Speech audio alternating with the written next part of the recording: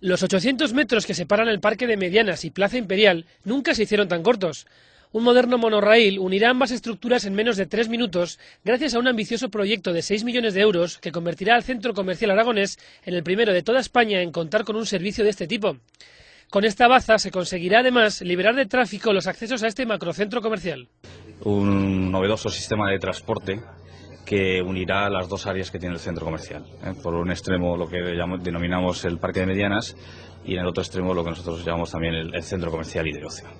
Entonces se trata de un sistema de transporte elevado que discurre sobre un único raíl, o sea, en realidad un monorraíl.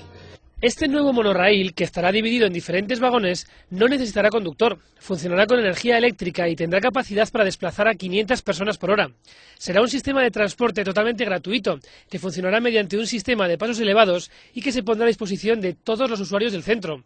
Además, sus responsables no han dudado en calificarlo como una oferta de ocio más. La iniciativa es eso, divertida, ¿no? Porque a la hora de plantearse unir estos dos centros comerciales, pues hay muchas opciones, ¿no?